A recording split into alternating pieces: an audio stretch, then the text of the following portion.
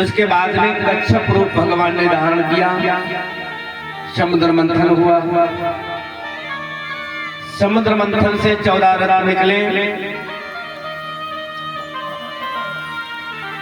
अमृत देवताओं को पिलाया गया और सूरा पान दैत्यों को कराया भगवान ने। वहां पर एक मोहिनी रूप भगवान ने धारण किया। इसके बाद में भगवान का एक अवतार हुआ, धर्मांतर अवतार,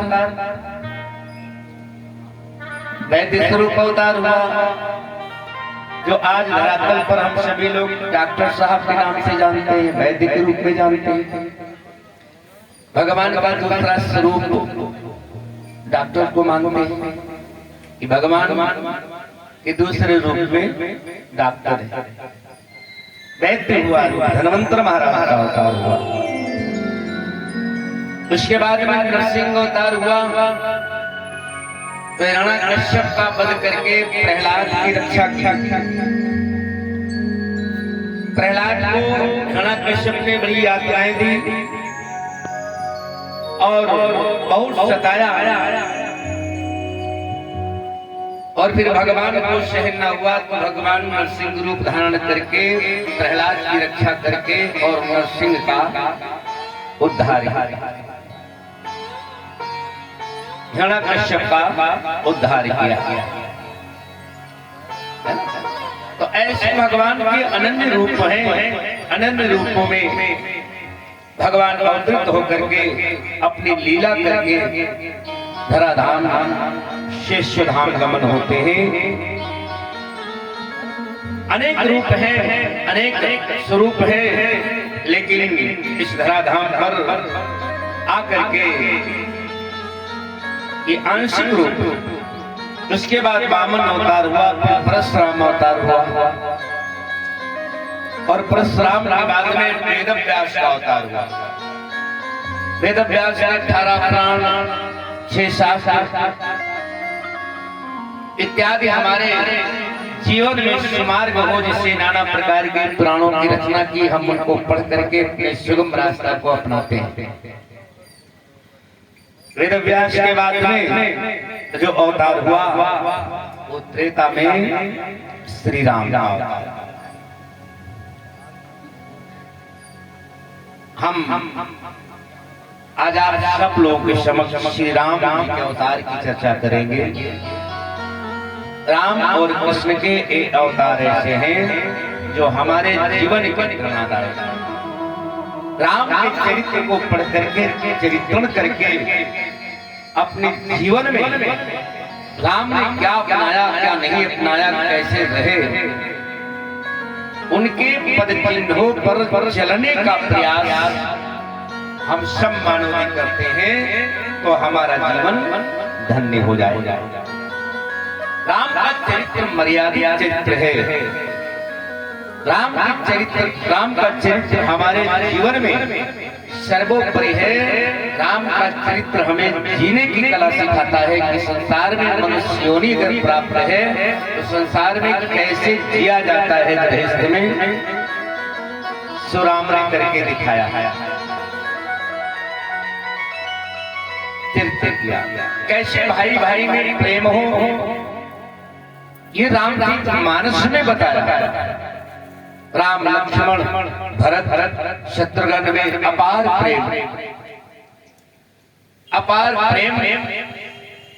माता और पिता के प्रति पुत्र का कैसा प्रेम होना चाहिए ये राम ने करके बताया। भाई भाई में प्रेम कैसा हो ये राम चरित्रार्थ करके बताया। राम कोई साधारण नहीं, बड़े उदार सौम्य है, मर्यादित है। राम का 14 वर्ष का वनवास हुआ और भरत की मां ने वरदान मांगा 14 वर्ष के लिए कि भरत हमारा अयोध्या का राजा बन जाए। राम 14 वर्ष के लिए वनवास चला जाए। कैकेयी ने तो वरदान मांग लिया अपने भरत के लिए, भरत को राजगद्दी मांगी, लेकिन भाई का अटूट प्रेम भरत ने राजगद्दी स्वीकार नहीं किया। अयोध्या में भरत ने राजगद्दी स्वीकार नहीं किया और अपनी माँ कैकेयी को न जाने कितना भला बुरा कह डाला। जिस समय जो वरदान मांग रही थी उस समय मेरी जबान कट के गिर क्यों नहीं गई यहाँ तक। राम जैसे शरीके सुशील भाई को तूने 14 वर्ष का वनवास भेज दिया। मेरे ये भरत बड़ा अभागा है। अगर मेरा जन्म न हुआ होता तो मेरा भाई 14 वर्ष का जंगलों में भटकने के लिए न जाता। अपने को पोषण राम मुझसे 14 वर्षों के लिए दूर कर दिया। तुम माँ कहलाने के काबिल नहीं। भरत ने यहाँ तक कह दिया कि आज के बाद मुझे माँ नहीं कहूंगा। ये प्रेम ये भाई और भाई का प्रेम। जैसे 14 वर्ष वन में राम रहे ऐसे 14 वर्ष तक भरत अपने नंदी ग्राम में रह करके जीवन व्यतीत किया। लेकिन भाई के प्रेम को किंचित कम नहीं होने दिया। भाई भाई ऐसे रहना चाहिए। भाई भाई में ऐसा प्रेम हो जैसे भरत और राम का प्रेम है। और आजकल तो भाई जरा जरा सी बात पर भाई भाई में वो मारपीट होती है। ऐसी मारपीट हो जाती है कि उन्हें समझ ही नहीं है कि हम भाई भाई लड़ रहे हैं, भाई भाई विवाद कर रहे हैं और अन्य लोग तमाशा देख रहे हैं। देखो भाई भाई में मरे पीटे जा रहे हैं। उन्हें ख्याल ही संसार में लोग क्या कहेंगे। एक ओ के जन्मे हम भाई भाई और एक भाई दूसरे भाई के दुश्मन बन करके घूम रहे हैं। कितना निंदनीय काम। अरे भाई अगर रामचरित मानस पढ़ा होता, रामचरित मानस का ध्यान किया होता तो शायद ये नौबत ना था। भाई भाई के लिए महाभारत हो गया इतना बड़ा बड़ा। किंचित मात्र थोड़ी जमीन थोड़ी जगह के लिए महाभारत हो गया, सब विनाश हो गया। कुछ बचा नहीं और लेने वाला भी धरती पर बचा नहीं, वो भी मिट गया। लेकिन अहंकार और विचार हमारे मेरे जीवन की दुर्गति कर देते हैं और हम नहीं जानते। भगवान की ऐसी कृपा हो, ऐसी दया हो कि हम सब बड़े प्रेम और श्रद्धा के साथ रहे। जो रामचरितमानस में राम ने अपनाया हम सबको अपनाना चाहिए। क्षणिक जीवन है, इस जीवन का कोई भरोसा नहीं, कब रुक जाए, कहाँ पे रुक जाए, कैसे रुक जाए, किस स्थिति में रुक जाए, किस समय कौन किसके काम आ जाए, सोच ये होनी चाहिए। विचार नहीं होना चाहिए किसी की संपत्ति है, धन है, मकान है, जमीन है तो ईर्ष्या नहीं करनी चाहिए। एक मोड़ वो भी आ सकता है कि तुम्हारा पड़ोसी ही तुम्हारे काम आ सकता है, कोई विदेशी तुम्हारे काम नहीं आएगा। तुम्हारा पड़ोसी ही तुमको एक लोटा जल दे सकता है, कोई बाहर गांव का आके तुम्हें पानी नहीं देगा। भूखे हो तो अगर दया आ गई पड़ोसी को तो तुम्हें रोटी दे सकता है, बाकी दूसरे गांव का तुम्हें देने नहीं आएगा। ऐसा प्रेम, ऐसा व्यवहार मानव जीवन का बना के रखना चाहिए। सबसे बढ़िया मानवता है और मानवता में जीना सीखो। और जब मानवता में जीना सीख जाओगे तो ये जीवन आपका बड़ा सरल हो जाएगा, सुलभ हो जाएगा। आप यात्रा करने जाते हैं और कोई ट्रेन में अगर अच्छा साथी मिल गया, बढ़िया साथी मिल गया, व्यवहारी मिल गया तो रास्ता बड़ा सहज हो जाता है। और कोई अगर यात्रा में कोई दुष्ट प्राणी मिल जाए, कोई विचार वाला मिल जाए तो रास्ता बड़ा दुर्गम हो जाता है। जो परीक्षित महाराज कहते हैं ये सब समय का परिवर्तन होता है। कालक कर्म जगतः परिवर्तमाना भागत कर्मेण धनानि भवन्ति यान्ति। सुखात यात निरोधरितता तथा शरीरेण मतः सजीवति। संसार में कभी सुख है तो कभी दुख है, और कभी दुख है तो कभी सुख है।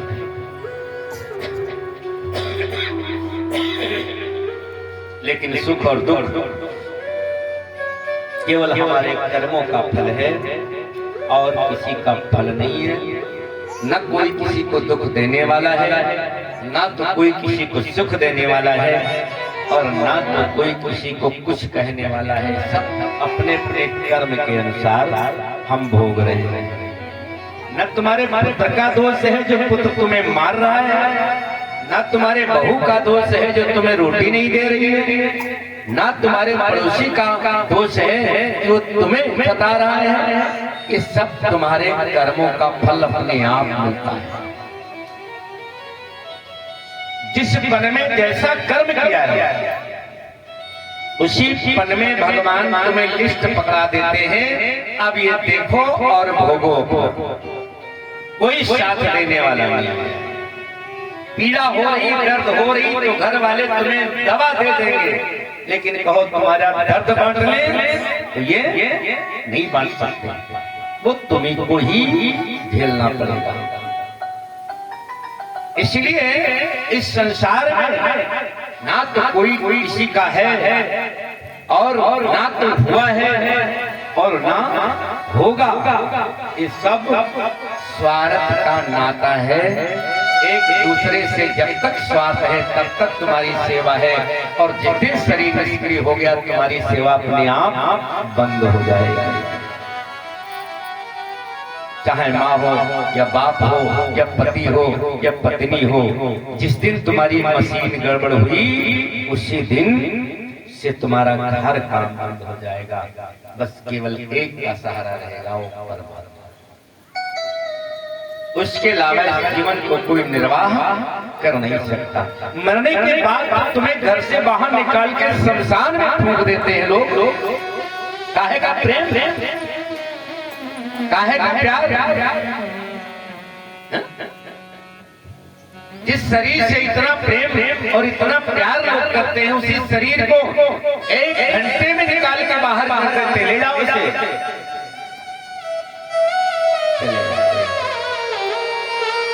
इसलिए भगवान की श्री हरि नारायण के शरण में आइए। इस शरीर बड़ा अधम है और इसको पावन बनाओ, और जब पावन शरीर बन जाएगा तो इस शरीर में किसी प्रकार का रोग नहीं रह जाएगा। ये ध्यान रखिए। पावन कब बनेगा? जब आप भगवान का भजन करेंगे। श्री हरि नारायण के चरणों में जब आप ध्यान करेंगे तब आपका शरीर पावन होगा। पावन शरीर में घुन लगने वाला नहीं है। पावन शरीर पावन जगह पे रखा जाता है, अपावन शरीर घर के बाहर ले जाया जाता है। इसीलिए देखा जो भजनी नंदी संत हैं, जो महंत हैं, वो भजन करते करते जीवन अपना शांत करते हैं। उनकी समाधि आश्रम में ही बनती है, उनको बाहर नहीं ले जाया जाता है। देखा नहीं देखा। लेकिन जब कोई गृहस्थ मरता है तो उसको गांव वाले घर वाले चिट्ठी बना करके और ले करके नदी के किनारे गांव के बाहर ले जाके हटाओ इसको। बड़ा अधम शरीर है, घर में रखने वाला नहीं है। तुमने कई कमरे बनाए, मरने के बाद 3.5 हाथ जमीन भी उस कमरे में तुम्हें नहीं दी जाती, बाहर ले। क्यों? कि तुमने जीवन भर जो किया वो तुम्हें करना नहीं चाहिए। तुमने जो कुछ किया वो भगवान से विलग होकर किया, भगवान से दूर रह के किया, अपने स्वार्थ में किया। इसलिए तुम्हारे आगे सब कुछ छिन गया, सब कुछ छिन गया, बाकी कुछ नहीं बचा। इसलिए राम से जुड़े रहो, श्री हरि नारायण के चरणों में ध्यान किए रहो। और जब श्री हरि नारायण के चरणों में ध्यान आपका बना रहेगा तो आपका जीवन बड़े सरल स्वभाव से होगा। भगवान की कृपा तुम्हें प्राप्त करना है। अगर पुत्र से सेवा लेनी है तो भगवान की कृपा प्राप्त करना है। अगर पत्नी से सेवा लेना है तो भगवान की कृपा प्राप्त करना ही करना पड़ेगा। अगर ये कृपा न प्राप्त हुई तो फिर संसार काल में कोई ध्यान देने वाला नहीं। जा पर कृपा राम के होई, तापर कृपा करेगी सब कोई।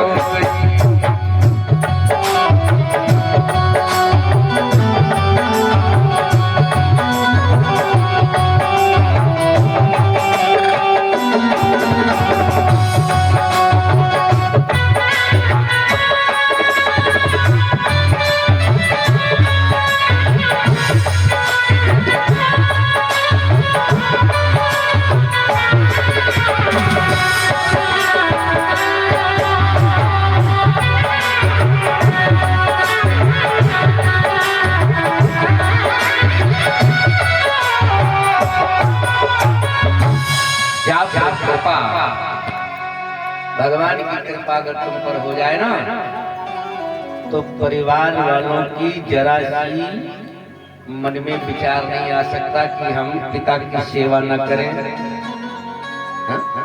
लेकिन भगवान की कृपा, और भगवान की कृपा अगर ना हुई तो तुम तो सेवा करोगे, तुम्हारी जिम्मेदारी है। तुम मकान बना के पुत्र को दोगे, तुम उसे पढ़ाओगे, तुम उसे सारी आवश्यकताएं पूरी करोगे, लेकिन जब तुम्हारी बारी आएगी करवाने की तो सब जवाब दे देंगे मेरी बस की कोई बात नहीं। पिताजी अब कहीं जाओ वृद्धावस्था आश्रम में रोटी दाल खाओ जाके, मेरे बस की बात नहीं, ये निर्वाह करना। क्यों? क्योंकि तुमने वो खजाना कमाया ही नहीं जिस खजाने के द्वारा, वो चाबी तुमने नहीं ली इस चाबी के द्वारा जीवन सहज भाव से बन जाए। बोले वृंदावन बिहारी लाल की। भगवान की कथा जब नहीं हो बड़े ध्यान मग्न होकर के सुनना चाहिए, और सुन करके भगवान से विनती करके उनकी श्री हरि नारायण के चरणों में हमेशा ध्यान रखना चाहिए। और जब ध्यान रहेगा तो आपका वास्तव में जीवन सुलभ हो जाएगा। आइए हम सभी मिल करके भगवत नाम उच्चारण करते हैं। उसके बाद में श्रीमद् भागवत 9वें स्कंद में राम जन्म की कथा सुनते हैं। बोले भक्तवत्सल भगवान की जय, जय श्री राधे। सभी लोग बोले मेरी श्रद्धा के साथ राधे राधे गोविंद गोपाल राधे राधे राधे गोविंद राधे राधे गोपाल राधे राधे राधे गोविंद गोपाल राधे राधे राधे गोविंद गोपाल राधे राधे राधे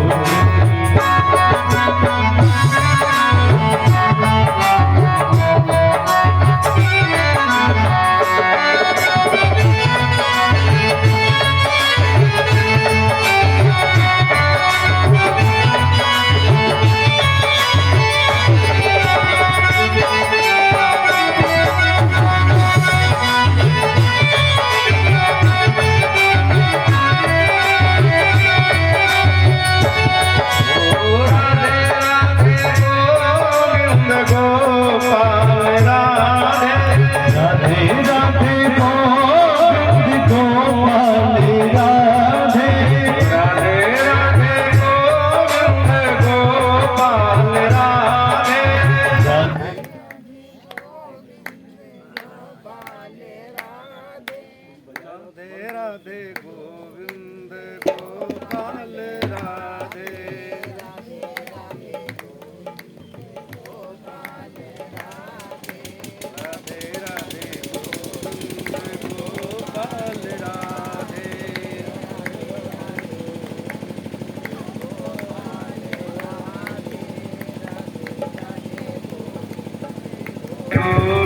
गोपाल राधे राधे राधे गोविंद गोपाल राधे राधे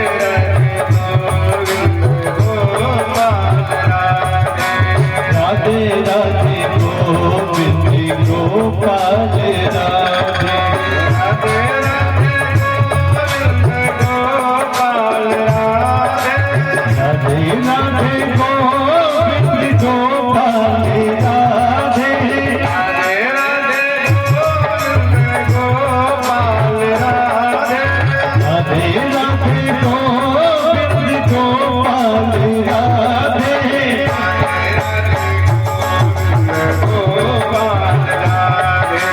राधे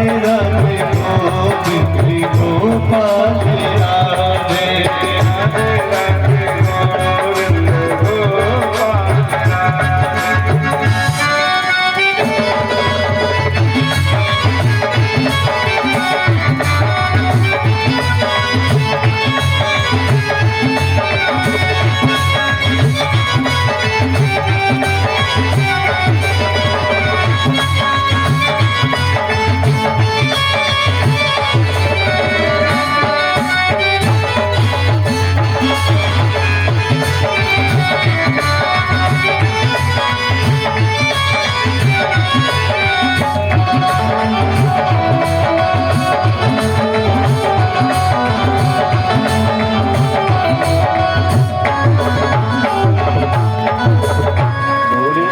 चंद्र भगवान की जय जय श्री राधे।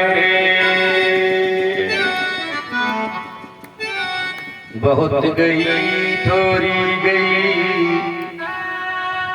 कि नारायण अवचेत, बहुत गई थोड़ी गई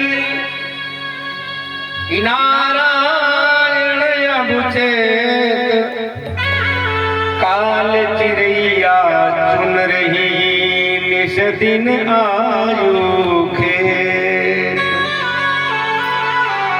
धीरे धीरे हमारा आपका जीवन काल की तरफ बढ़ रहा है।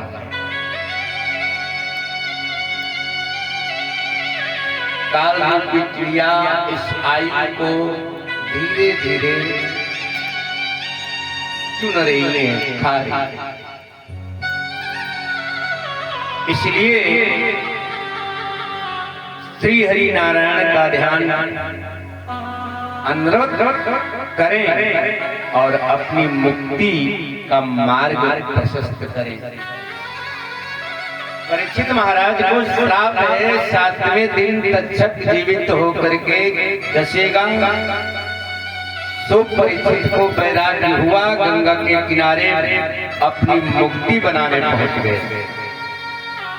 विवेकशील नर नारी जितने होते हैं वो अपनी मुक्ति की जुक्ति बनाते रहते हैं।